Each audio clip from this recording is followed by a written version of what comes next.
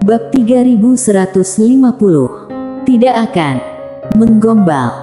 Mileye tidak tahu harus berkata apa. Kenapa di saat dia mengatakan yang sebenarnya, tidak ada yang mau percaya. Sudah saatnya dia merenung.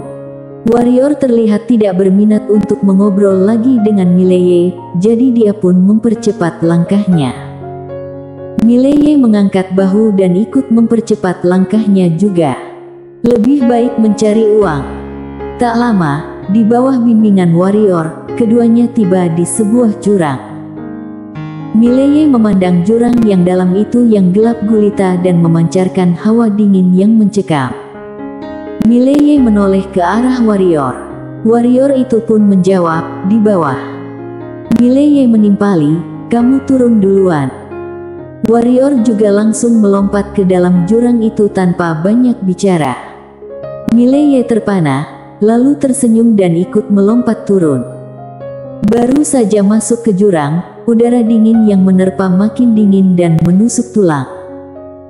Mileye terperanjat, dia pun segera mengerahkan jiwa pedang dunia untuk menahannya. Dia kaget ketika menyadari bahwa jiwa pedang dunia pun tidak bisa menahan hawa dingin itu. Wajah Mileye pun berubah jadi serius. Saat ini, dia merasakan kedua kakinya menyentuh tanah. Mileye memandang ke dekatnya, di tempat yang tidak jauh darinya ada sebuah formasi yang sangat besar. Di tengah formasi duduk seorang wanita berambut panjang yang memakai baju hitam. Di tengah formasi di bawah wanita itu, ada banyak jimat misterius berwarna merah darah. Jimat-jimat ini bergetar bagaikan ada darah yang mengalir di dalamnya, benar-benar sangat aneh. Saat ini, warrior itu tiba-tiba berlutut dan memanggil dengan suara bergetar, "Yang Mulia Bianca." Mileye memandang warrior itu dan tak bersuara. Saat ini, wanita berambut panjang di tengah formasi membuka matanya perlahan. Ketika melihat warrior itu, dia tersenyum. "Kamu dari pasukan mana?" Warrior itu menjawab dengan penuh hormat, "Ricardo Lin dari pasukan ke-9 memberi hormat kepada Yang Mulia Bianca." Pasukan ke-9. Wanita berambut panjang berkata, "Ada berapa orang dari pasukan dewa perang kalian yang hidup?" Ricardo Lin menjawab dengan wajah suram, "Hanya aku seorang." Wanita berambut panjang itu mengernyitkan dahinya. Ricardo Lin melanjutkan, "Karena aku tahu harta itu disimpan di mana, mereka tidak membunuhku. Tapi, aku tidak menyerah pada mereka." Wanita berambut panjang itu menyeringai, "Itu semua hanya harta di luar, sekalipun kamu menyerah, tidak ada yang akan menyalahkanmu." Mendengar ini, Ricardo Lin langsung marah. Sekalipun harus mati, pasukan dewa perang tidak akan tunduk pada klan Zokusen, tidak akan pernah. Wanita berambut panjang itu terdiam. Pasukan dewa perang adalah pasukan kerajaan Mingrae yang paling setia. Tidak ada satupun yang menyerah dalam peperangan waktu itu, hampir semuanya gugur. Teringat akan sesuatu, sorot mata wanita berambut panjang itu berubah sinis. Ricardo Lin tiba-tiba berkata, "Yang Mulia Bianca, ini penipu. Tuan Muda Ye bisa menghancurkan teknik formasi ini." Mileye melirik Ricardo Lin sekilas. "Apa kamu tahu seberapa jauhnya kamu dari kematian?" Hanya satu kata. Ricardo Lin tersenyum canggung, dia hampir salah bicara. Wanita berambut panjang memandang Mileye, pada detik berikutnya, alisnya makin mengernyit. "Tuan Muda Ye, kenapa kamu tidak punya tingkatan alam?" "Tidak punya. Bukan tidak bisa dilihat." Mileye melirik wanita berambut panjang dan membalas dengan senyum, "Aku tidak berlatih tingkatan alam." Wanita berambut panjang terperangah, lalu berkata, "Tidak berlatih tingkatan alam. Jangan-jangan Tuan Muda Ye adalah orang luar yang ada dalam legenda?" Mileye mengangguk, "Benar sekali." Wanita berambut panjang memandang Mileye dalam diam. Dia tidak bilang percaya atau tidak percaya. Mileye melayangkan senyum. Nona, perjanjian aku dan bawahanmu adalah, aku membantumu menghancurkan formasi ini dan kamu akan memberikan ratusan juta kristal Zokusen padaku. Apa ada masalah? Wanita itu menjawab, ada. Mileye terpaku. Ricardo Lin juga terpaku. Wanita berambut panjang itu memandang Mileye. Tuan muda Ye, aku ingatkan kamu, orang yang menahanku adalah klan Zokusen. Kamu bukan dari zaman kami, jadi mungkin kamu tidak tahu kehebatan klan Zokusen. Tapi aku kasih tahu kamu, kekuatan klan ini sekarang jauh melebihi bayanganmu. Kalau kamu menolongku, itu berarti kamu sudah membuat karma buruk. Karma ini bisa mencelakimu kelak. Kamu harus memikirkannya lagi baik-baik. Dia berhenti sejenak sebelum melanjutkan, kata-kataku bukan sengaja untuk membuatmu marah, tapi semuanya tulus dari hatiku, tidak ada maksud lain. Mileye memandang wanita berambut panjang itu dengan kaget. Apa Nona tidak mau lepas dari ini? Wanita berambut panjang itu menjawab, tentu saja mau. Tapi, aku merasa aku tetap harus mengingatkan kamu. Mileye membalas, kenapa? Wanita berambut panjang memandang Mileye dan menjawab, kalau aku tidak memperingatkan kamu, hatiku tidak bisa tenang. Hati. Mileye melongo, lalu berkata dengan penuh senyum, bagus sekali. Nona orang yang jujur. Bagaimana kalau begini, aku menolong Nona, tapi Nona jangan bilang aku yang menolongmu. Bagaimana kalau begitu? Wanita berambut panjang itu memandang Mileye, lalu tertawa beberapa saat kemudian. Aku yang terlalu meremehkan Tuan Muda Ye. Mileye tersenyum, jarinya menunjuk dan pedang biru gaib pun menembus angkasa. Pada saat ini, formasi itu bergetar. Kemudian, seberkas cahaya putih menerjang ke langit untuk menyambut pedang biru gaib. Boom! Pedang biru gaib langsung tertahan. Mileye terpana. Pedang biru gaib dan cahaya darah itu bertahan di posisi itu. Melihat ini, wajah Mileye berubah serius. Dia sama sekali tidak menyangka kalau pihak lawan bisa menahan pedang biru gaib. Saat ini, cahaya darah itu tiba-tiba memancarkan tenaga yang sangat dahsyat. Duar. Pedang biru gaib langsung terpental. Sedangkan cahaya darah itu berubah menjadi penampilan pedang biru gaib dan menebas ke arah Mileye dengan sangat cepat. Mileye terpana melihat ini, lalu dengan cepat raut wajahnya berubah jadi aneh. Dia tidak menghindar dan membiarkan pedang darah itu menembus dahinya. Boom!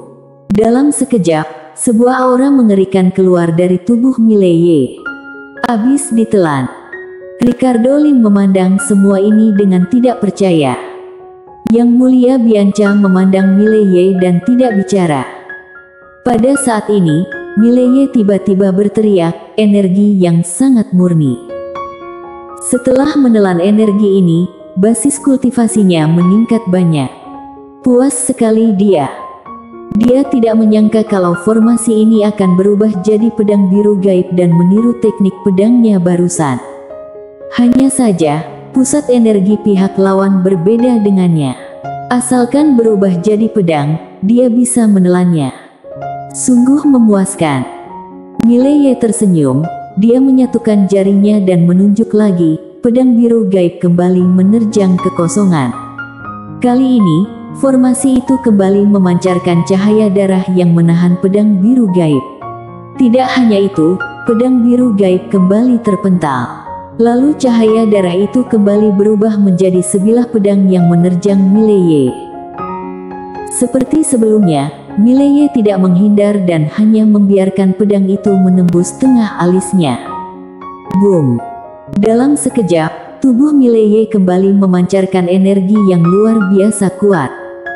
Dengan cara ini, Mileye terus mengulanginya berkali-kali. Formasi itu juga sangat bekerja sama. Setiap kali dia selalu meniru jurus pedang Mileye sehingga Mileye bisa terus menelan energi formasi. Ricardo Lin yang ada di sisinya sampai bengong. Dia menemukan bahwa kekuatan formasi itu makin melemah. Sebaliknya, aura Mileye menjadi makin dahsyat. Memangnya ada cara seperti ini juga? Yang Mulia Bianca memandang Mileye dengan penasaran.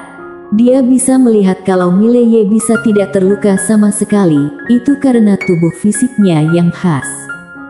Menelan pedang. Tubuh fisik yang bisa menelan pedang ini memang menakutkan.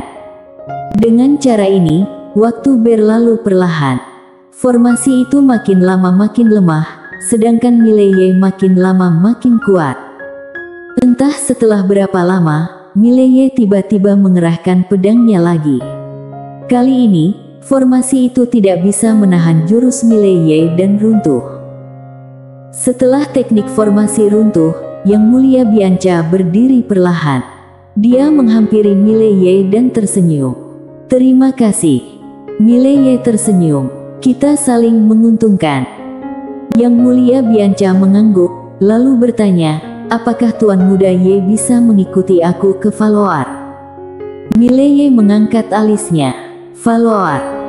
Yang Mulia Bianca menjelaskan, "Di sana ada harta karun yang ditinggalkan kerajaan Mingrai waktu itu. Sesampainya di sana, aku bisa memberikan yang Tuan Muda Ye mau." Mileye diam tak berbicara. Yang Mulia Bianca tersenyum dan menjelaskan, "Tenang saja, Tuan Muda Ye. Kali ini, kamu tidak perlu menolong orang lagi.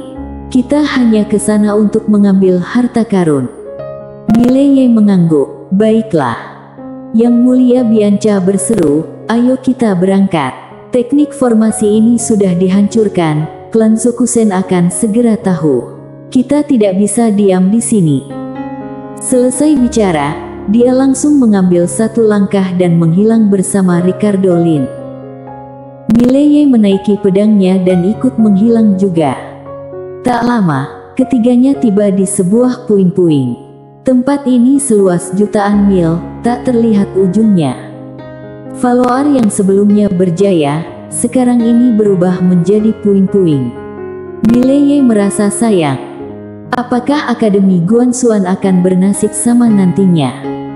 Ricardo Lin yang ada di pinggirnya terlihat muram. Kerajaan Mingrai dulunya sangat makmur.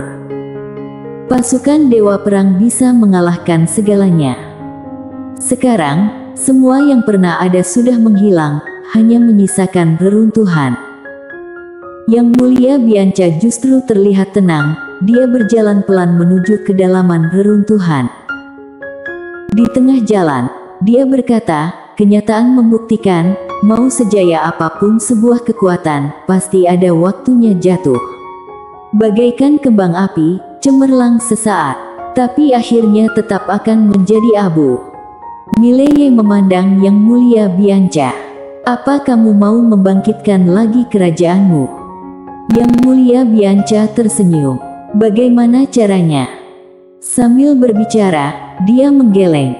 "Kejayaan kami sudah berlalu, kerajaan Mingrai sudah menjadi masa lalu." Mileye tidak lagi berbicara, instingnya mengatakan bahwa wanita ini tidak sederhana. Yang Mulia Bianca berjalan terus sambil memandang sekitar, sorot matanya tenang tanpa emosi. Sebaliknya, Ricardo Lin terlihat muram dengan kesedihan dalam sorot matanya. Tak lama setelah itu, ketiganya tiba di depan sebuah istana rusak. Melihat istana yang rusak ini, Yang Mulia Bianca akhirnya tergerak juga. Dia berkata pelan, "Sebelumnya, aku tumbuh besar di sini." Mileye tiba-tiba menimpali, orang yang waktu itu mengkhianati kerajaan Mingrai adalah orang yang kedudukannya sangat penting, ya kan? Yang Mulia Bianca mengangguk, "Itu kakakku. Dia adalah putra mahkota kerajaan Mingrai. Dia menguasai semua elit selain pasukan Dewa Perang kami. Dia juga super jenius di kerajaan Mingrai selain aku." Mendengar ini, Mileye terpana. Kemudian, dia bertanya, dengan identitasnya itu, tapi masih berkhianat. "Sepertinya bukan demi kekuasaan, kalau begitu pasti demi wanita." "Wanita?" Yang Mulia Bianca memandang Mileye dan tersenyum. Tuan Muda Ye sangat pintar. Ricardo Lin memandang Mileye, aku tidak percaya padamu. Yang Mulia Bianca berujar pelan, Tuan Muda Ye, apa kamu akan membunuh ayahmu demi seorang wanita? Mileye buru-buru melambaikan tangannya. Tidak, mau sampai mati pun tidak akan, kamu jangan menanyakan pertanyaan menakutkan seperti ini. Bersambung.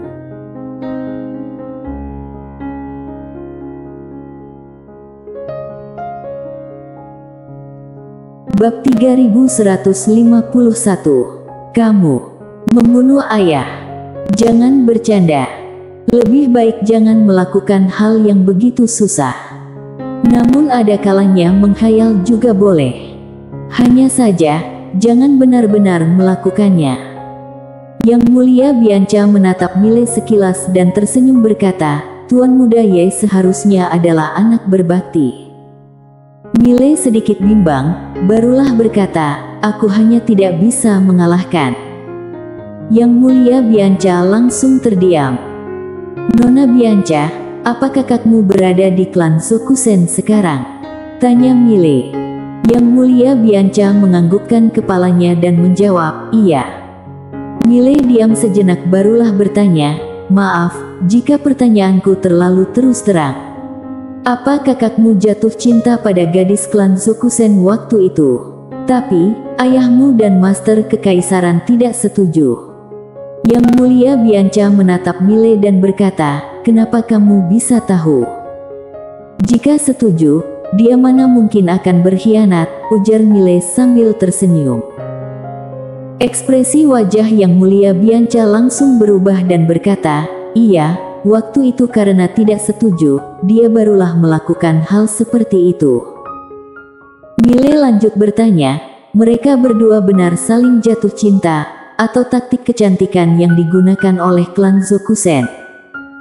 Yang Mulia Bianca tersenyum tipis dan berkata, aku juga tidak tahu. Tapi, aku berharap mereka benar-benar saling mencintai. Mile memandang ke arah Yang Mulia Bianca dan berkata, kamu sepertinya tidak membenci kakakmu. Yang Mulia Bianca menggelengkan kepala dan berkata, benci juga tidak ada gunanya. Mile menganggukkan kepala dan berkata, betul. Yang Mulia Bianca tersenyum kemudian berjalan ke istana yang sudah kusam itu. Mile dan Ricardo pun ikut di belakang.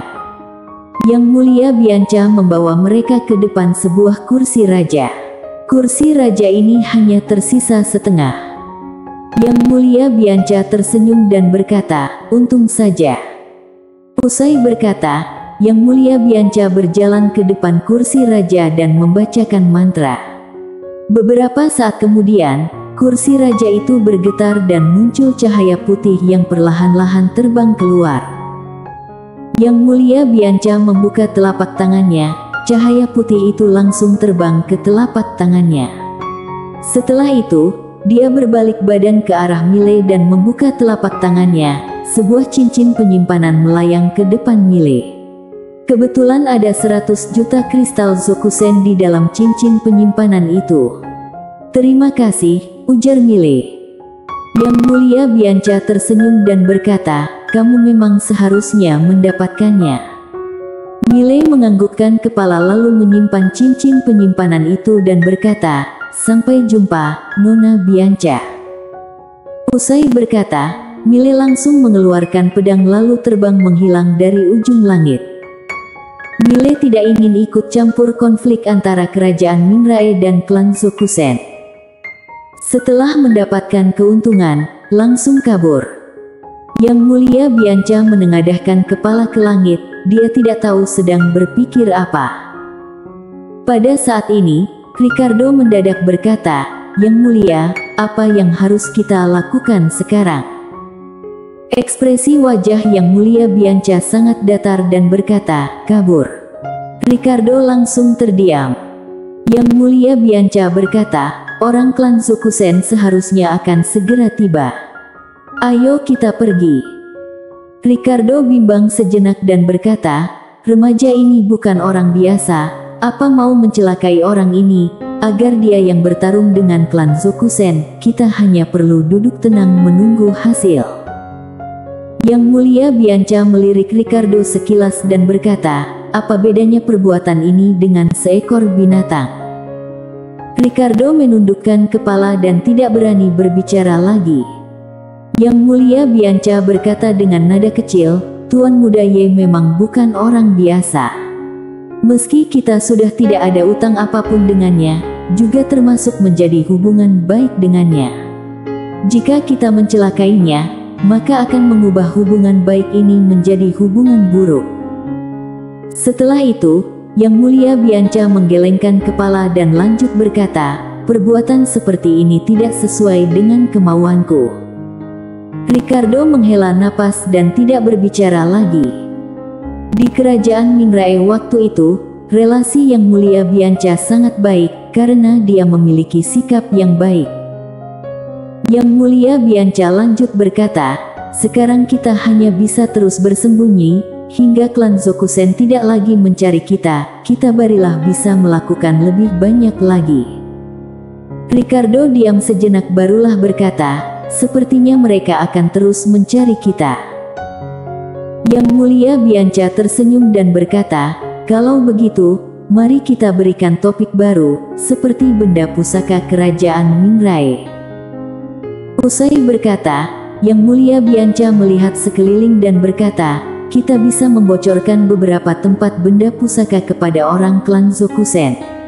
Mereka pasti tertarik dengan pusaka kerajaan Mingrai.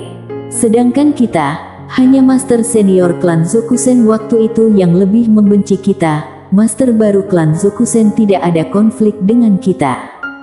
Jadi, asalkan ada tempat benda pusaka, pusat perhatian mereka pasti akan tertuju ke sana, juga tidak perlu bertarung dengan kita. Ricardo menganggukkan kepala dan berkata, baik, segalanya mendengar arahan dari Yang Mulia Bianca. Yang Mulia Bianca tersenyum dan berkata, ayo kita pergi. Usai berkata, Yang Mulia Bianca juga berbalik badan pergi. Ricardo juga segera mengikutinya. Di langit berbintang, Mile melihat cincin penyimpanan yang ada di tangan sambil tersenyum lebar. Lagi-lagi mendapatkan 100 juta kristal Zokusen. Sekarang dia memiliki 990 juta kristal Zokusen, dia sudah menggunakan 10 juta. Mile menyimpan cincin penyimpanan itu, lalu menoleh ke sekitar barulah menghancurkan sebuah jimat transmisi suara. Mile menghubungi Kuila. Namun, tidak lama kemudian, Mile langsung mengerutkan keningnya, karena tidak ada balasan dari Kuila. Lalu, Mile juga tidak merasakan keberadaan Kuila. Apakah Kuila pergi lagi? Ekspresi wajah Mile langsung masam. Mile tidak khawatir dengan keselamatan Kuila, karena Kuila adalah seekor kuda yang liar. Mile diam sejenak, barulah berbalik badan dan pergi. Mile memutuskan untuk pergi melihat medan perang tandus. Kuila membawa sekelompok orang berlatih di sini, pasti ada orang yang dia kenal. Tidak lama kemudian, Mile tiba di kota Tandus. Merupakan sebuah kota yang sangat kuno, sebelumnya adalah bagian dari wilayah kerajaan Mingrai. Namun, karena berada terlalu pelosok saat klan Zokusen melenyapkan kerajaan Mingrai, tempat ini tidak terkena imbasnya. Klan Zokusen juga tidak tertarik dengan tempat ini. Oleh karena itu, sekarang menjadi kota yang bebas. Setelah perkembangan selama bertahun-tahun, kota ini sudah sangat makmur dan menjadi rebutan bagi beberapa pihak. Saat Mile ingin masuk ke kota, ada seorang pengawal yang mengadangnya.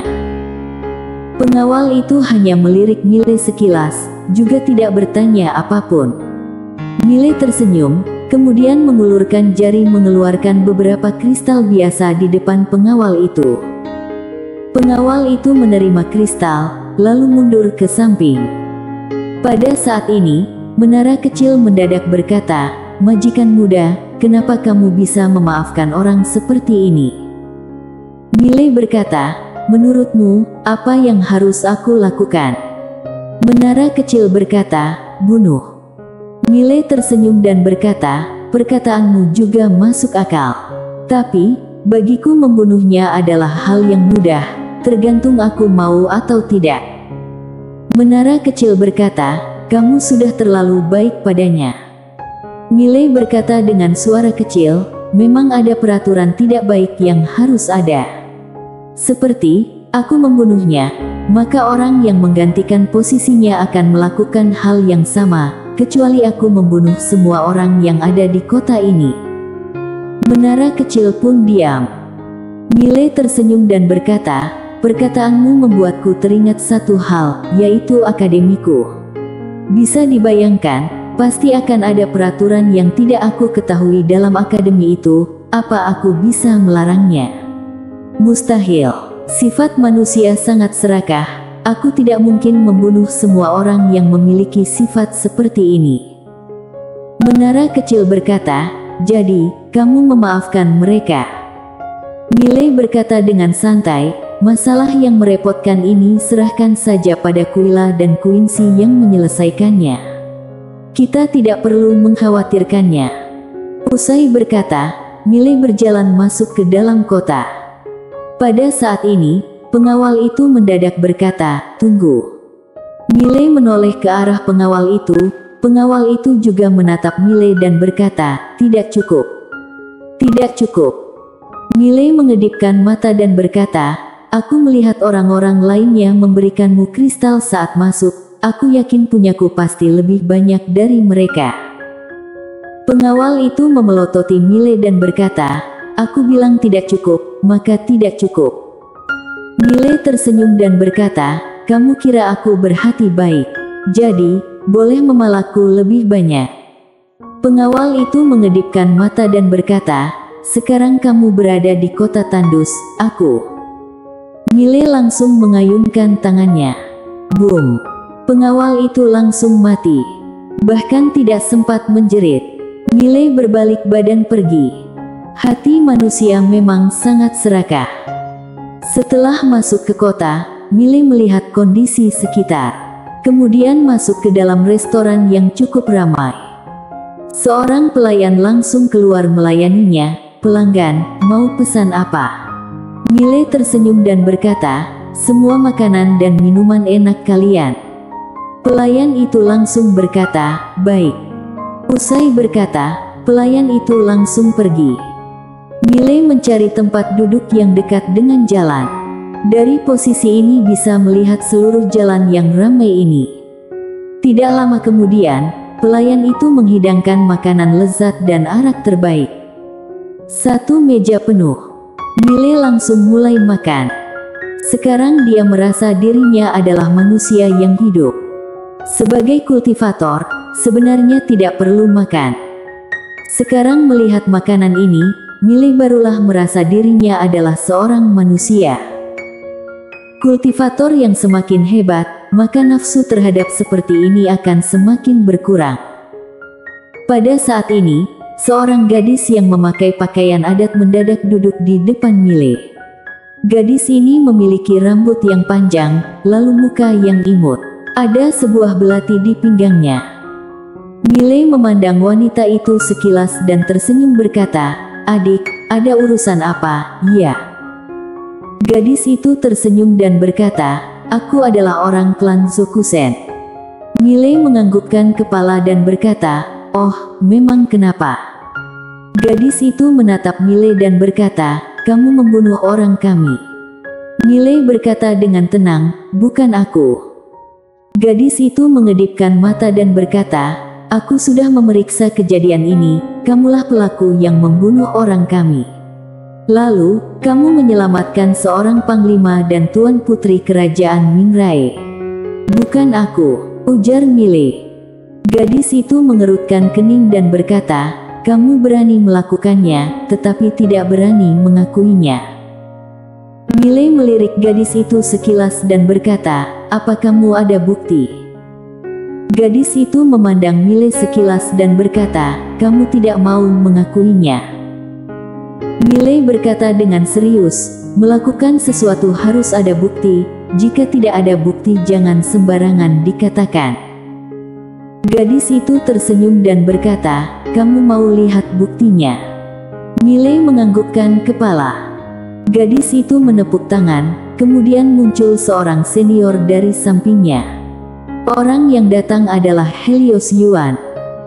Helios melihat Miley langsung tersenyum dan berkata, "Tuan Muda Ye, kita berjumpa lagi." Gadis itu menatap Miley dan berkata, "Bukti ada di sini, apa yang ingin kamu katakan lagi?" Miley meneguk seteguk arak dan berkata, "Kamu bukan orang klan Zokusen." Gadis itu mengedipkan mata dan berkata, "Kamu masih ingin berdebat lagi?" Miley melirik gadis itu sekilas dan berkata, "Jika kamu adalah orang klan Zokusen, kamu pasti tidak akan banyak basa-basi denganku. Karena sebagai klan terkuat, kalian tidak mungkin bertindak begitu rendah diri. Kamu bukan orang klan Zokusen, kalau aku tidak salah menebak, kamu ingin memanfaatkan hal ini untuk memalakku, betul?" Ekspresi wajah Helios langsung berubah. Gadis itu diam sejenak dan berkata, "Kamu jangan sembarangan berbicara, perlu bukti." Miley tersenyum dan berkata, "Pergilah, jangan menyinggung aku." Gadis itu menatap Miley sekilas dan berkata, "Kamu mendapatkan banyak kristal Zokusen, betul?" Miley menganggukkan kepalanya. "Bagi sedikit padaku, boleh?" ujar gadis itu. Miley memandang gadis itu dan berkata, "Atas dasar apa?" Gadis itu membuka telapak tangannya. Miley langsung kaget ketika melihat benda yang ada di tangannya. "Apa? Ah, kamu bersambung."